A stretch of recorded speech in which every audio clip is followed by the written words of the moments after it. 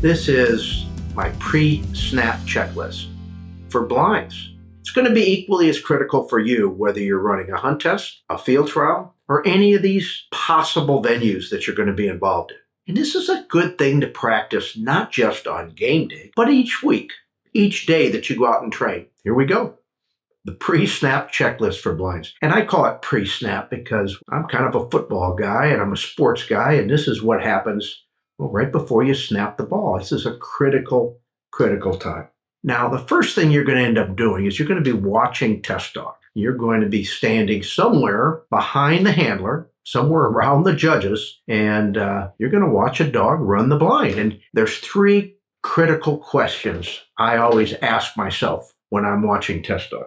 How well can I see the dog? I want to identify those out of sight areas, those tricky spots, maybe where the dog goes out of sight, whether it's taller cover, whether it's a steep entry into a bank, any of those kinds of scenarios where I might lose sight of the dog. I want to really identify those because they're going to play a role when I make a plan here pretty shortly. Here's another critical part. How well can the dog see me? It may be a bad background. This is going to determine where I want to handle from. There may be clutter for the judges in a tent. You may be on top of a knoll with a skylit background, and you may decide you want to move a little left or a little right just to make yourself more visible. And you're going to pay attention with test dog, and especially with handlers, watching dogs. How quickly do they respond to the cast? Do they act like they see? Are they doing random cast refusals? Are they jumping off their sit and auto casting? All those things are indicators of maybe the dog can't see you very well. And I might need to think about where I'm going to stand and how exaggerated my movements might be. And then I want to identify how well can the dog hear. Sometimes it's just length. Sometimes it's a strong wind. But how about heavy cover? How about running water, lunging water when a dog is entering the water? Or maybe a shallow spot along the way where if you need to blow a whistle, they might not be able to hear you. So you're going to want to pay attention how responsive that test dog is to the whistles. And are there areas in the field or in the water or around the water where the dog isn't able to hear the whistle? You're going to want to make sure you mark the blind. Sounds easier than really said, but it can be tricky. Depth perception can be challenging. Lighting conditions can change. You don't just want to rely on the marker they're using. Sometimes they'll use an orange marker. Sometimes they will use a little tree or branch or something in the field, but you want to really focus on the spot. And you're going to want to have multiple references, not just the intended marker. You're going to want to look at changes in elevation in the field. I like to also pick a spot on a tree line, a change in some trees or something prominent that's going to give me an additional marker. I like to have at least 3 additional references to identify the end of a blind. I'll tell you, the trickiest thing that happens at times is you have that, what appears to be a pretty obvious orange marker when you watch test dog.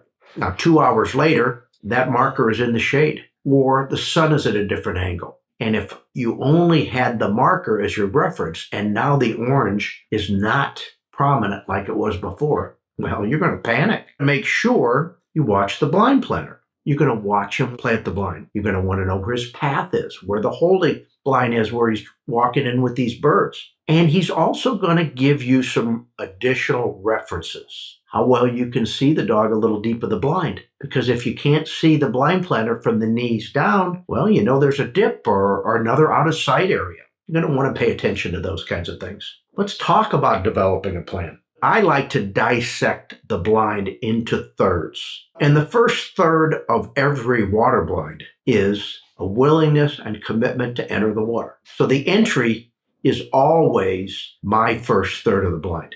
I consider the first third when the dog gets in the water and he's swimming away from the shore and he's committed to leaving the bank that he came from. That's really one of the critical steps, the commitment to get in the water. It's easy to start to worry about the reentry off the point or the ending and forget about that first third. And sometimes you failed the blind before you ever got started. Well, here in this instance is the second third of this blind. First third is about when they get to where those lily pads are, a little bit of cover in the water. Now, The second third on this particular blind is the approach to this point, this piece of land, what they do when they get out of the water. And well, then there's that critical reentry. Some really tricky stuff. The second third doesn't end for me until the dog has come off the point and is swimming on the reentry in the second piece of water, and I can see them. That is the second third of the blind. And then there's the final third. This is sometimes you can let your guard down here. On this particular blind, the blind is planted 40 yards or so out of the water. Now, I've been a victim of this. I've had a great water blind. Dog got in good, came off the point, got to the end of the blind, finished the water part, and failed the last 40 yards of the blind because I let my guard down. I can't tell you how many times dogs will be good about the water part, and then all of a sudden, well, maybe they let their guard down too. Make sure you do all 3/3 of a blind and you really fix on them and think about them and dissect them. The thing I like to do is I handle to objective points. I will pick spots, in this instance, maybe a patch of the lily pads or that little clump of trees to the right a little bit before they get out of the water. The lily pads at the end. I will sometimes start to watch how things develop and pick spots that I want to get to. I want to get to point A, which makes it easier to get to a point B, which sets me up for point C, those kinds of things. Think about handling to objective points. Here's a biggie. Where are the death zones? Where are the places that you can't recover from? Right off the bat, I'm thinking in this first corner right at the entry, if I let a dog get onto that left shore, on my initial entry, if I'm a little sloppy and they start running down the left shore, well, that could be a death zone right off the get-go. The next death zone for me is when they come out of the water onto the point. If they come out and make a hard left and get around those two bigger trees on the left into that shadow, well, it could be game over right there. The obvious next death zone is on the reentry.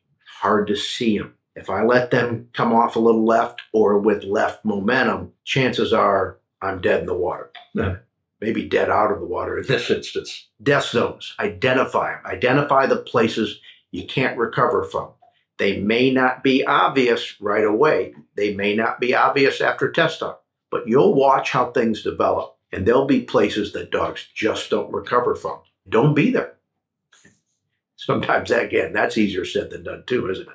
Think about how you want to approach these dangerous areas, these areas around the death zones. For example, there's the entry where the cover gets a little thicker. You see it right before the water's edge. In almost all of these instances on this particular blind, approaching these critical areas with a little bit of right momentum is going to be really helpful for you. And that's going to be on the entry, on the exit onto the piece of land, the point, and the re-entry, how they come across. And then obviously the exit, but think about your approach to these critical areas and where you want to have the dog headed. Those death zones I talked about and those little out of sight areas. Once you identify those areas that you can't see your dog, then decide where do I want them headed going in to those critical areas.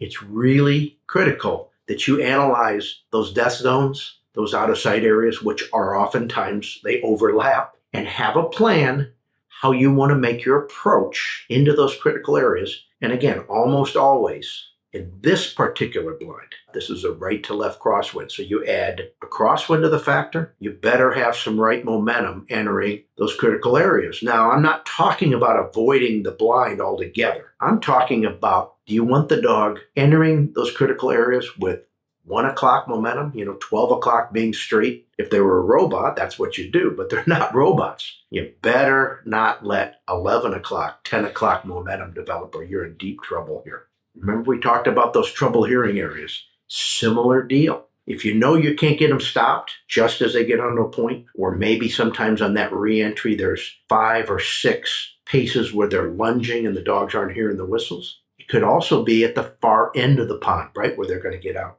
Remember, have momentum in a favorable direction, entering out of sight areas and hard to hear areas. And sometimes in that hard to hear area, you're going to blow a whistle maybe before you get to the hard to hear areas, and make sure you've got your momentum headed in the right direction. If you can hear the whole time, you may not blow a whistle right there, but you're not going to get a stop here in the next 10, 15 feet.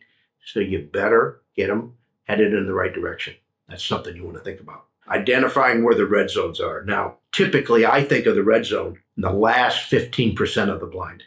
But in this particular blind, there's some real critical red zone areas. The red zone, for the most part, is when the dog has a pretty good idea. He's at the end of his destination. He starts looking for the bird, and he quits looking for your advice. So identifying how critical that red zone is, and once again, I think about entering a red zone. That last 10% of the blind is when I'm downshifting. All the momentum that got the dog to that point, now you've got to control. And if it's hard to see and the blind planner's in a spot and maybe you can't see the ending very well, that's when that red zone can be really, really tough. You're going to want to watch patterns develop as you watch dogs run. Pay close attention to those really seasoned handlers, those handlers that are competitive all the time. They may be an amateur, they may be a professional, but you're going to watch how they approach things. And it may not be what you thought you were going to do.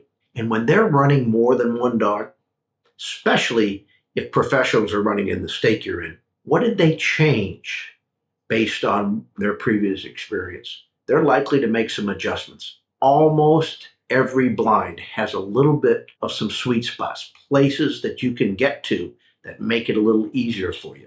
Land blinds are really that way oftentimes, and they're not as obvious as maybe this water blind that I'm showing you is. You watch those seasoned handlers, and they're going to watch that pattern develop, and they are going to make some adjustments in their future dogs that you can take advantage of. If you have a chance and you can reevaluate the line after you've watched some dogs, make sure you do that. Think about where you're going to want to be on the mat and go through those same steps once again that we talked about. All right, now it's time. You're 3 dogs down. You got to go back to your vehicle and get your dog ready. What kind of final thoughts are you going to have? Remind yourself which direction your dog turns, especially if they have kind of a loopy sit. And when they change which way they turn throughout the blind, well, they're doing it for a reason.